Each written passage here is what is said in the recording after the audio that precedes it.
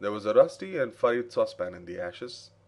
The ashes looked like the accumulation of weeks, and Beckwith, rolling and staggering between us, as he were going to plunge headlong into the fire, got the saucepan out, and tried to force it into Slinkton's hand.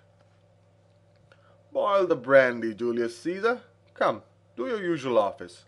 Boil the brandy." He became so fierce in his gesticulation with the saucepan that I expected to see him lay open Slinkton's head with it. I therefore put out my hand to check him. He reeled back to the sofa, sat there panting, shaking, and red-eyed, in his rags of a dressing-gown, looking at us both.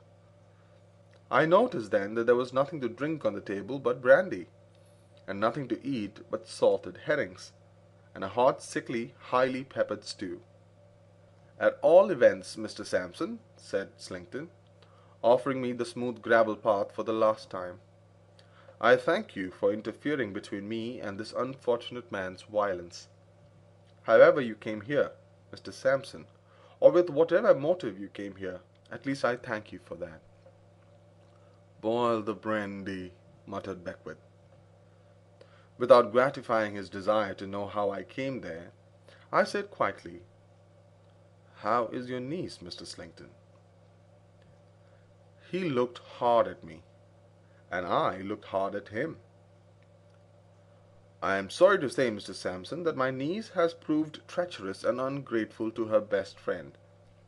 She left me without a word of notice or explanation. She was misled, no doubt, by some designing rascal. Perhaps you may have heard of it." "I did hear that she was misled by a designing rascal. In fact, I have proof of it." "Are you sure of that?" said he. "Quite." "Boil the brandy," muttered Beckwith. "Company to breakfast, Julius Caesar. Do your usual office. Provide the usual breakfast. Dinner, tea, and supper. Boil the brandy."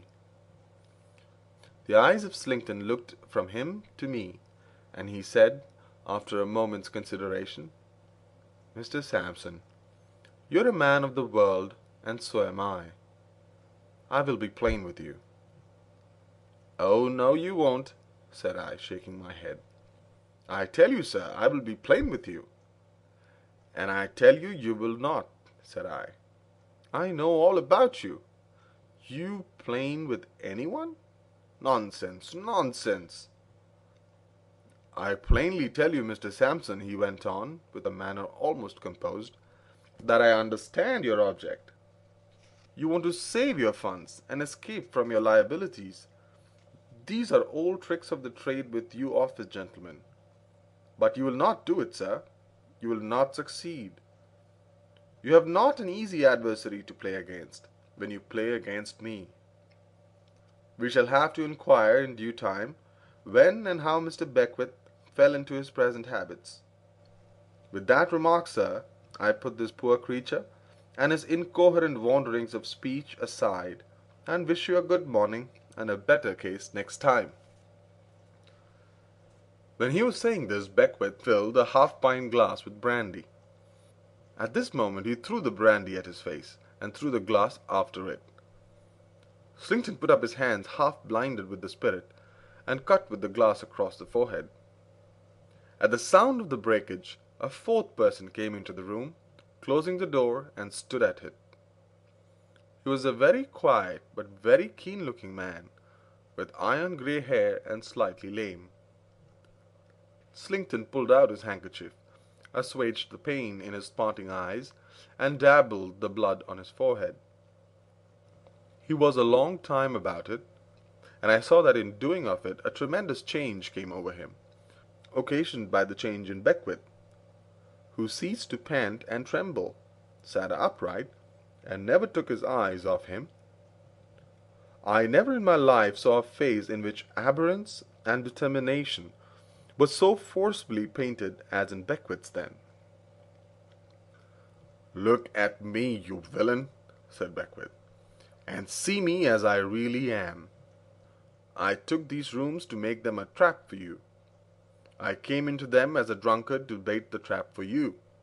You fell into the trap, and you will never leave it alive. On the morning when you last went to see Mr. Sampson's office, I had seen him first. Your plot had been known to both of us all along, and you have been counterplotted all along. What? Have you been cajoled into putting the prize of £2,000 in your power? I was to be done to death with brandy, and brandy not proving quick enough with something quicker? Have I never seen you, when you thought my senses gone, pouring your little bottle into my glass? Why, you murderer and forger, alone here with you in the dead of night, as I have so often been, I have had my hand upon the trigger of a pistol 20 times to blow your brains out.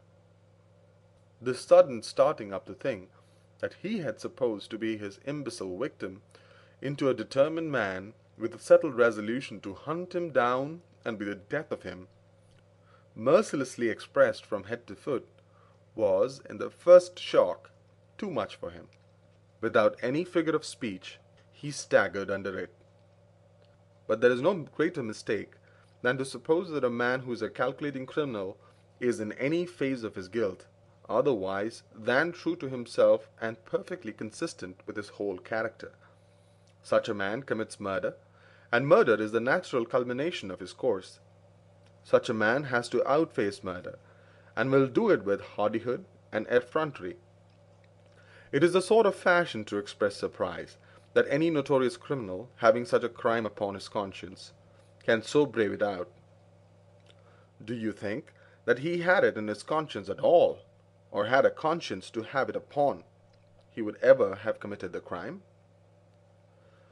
Perfectly consistent with himself, as I believe all such monsters to be, the Slinkton recovered himself, and showed a defiance that was sufficiently cold and quiet. He was white, he was haggard, and he was changed, but only as a sharper who had played for a great stake, and had been outwitted and had lost the game. "Listen to me, you villain," said Beckwith, "and let every word you hear me say be a stab in your wicked heart. When I took these rooms to throw myself in your way, and lead you on the scheme that I knew my appearance and supposed character and habits would suggest to such a devil, how did I know that? Because you were no stranger to me. I knew you to be the cruel wretch who, for so much money, had killed one innocent girl, while she trusted him implicitly, and who was by inches killing another." Slinkton took out a snuff-box, took a pinch of snuff, and laughed. "But see here," said Beckwith, never looking away, never raising his voice, never relaxing his face, never unclenching his hand. "See what a dull wolf you have been after all. The infatuated drunkard, who never drank a 50th part of liquor you plied him with, but poured it away, here, there, everywhere, almost before your eyes, who brought over the fellow you set to watch him and to ply him, by outbidding you, in his bribe, before he had been at his work 3 days, with whom you have observed no caution, yet who was so bent on ridding the earth of you as a wild beast, that he would have defeated you if you had been ever so prudent. That drunkard whom you have many a time left on the floor of this room, and who has even let you go out of it alive and undeceived, when you had turned him over with your foot, has almost as often, on the same night, within an hour, within a few minutes, watched you awake, had his hand at your pillow when you were asleep, turned over your papers, taken samples from your bottles and packets of powder, changed their contents, rifled every secret in your life." He had had another pinch of snuff in his hand, but had gradually let it drop from between his fingers to the floor, where he now smoothed it out with his foot, looking down at it the while. "That drunkard," said Beckwith, "who had free access to your rooms at all times, that he might drink the strong drinks that you left in his way, and be sooner ended, holding no more terms with you that he would hold with a tiger, has had his master key for all your locks, his test for all your poisons, his clue to your cipher writing.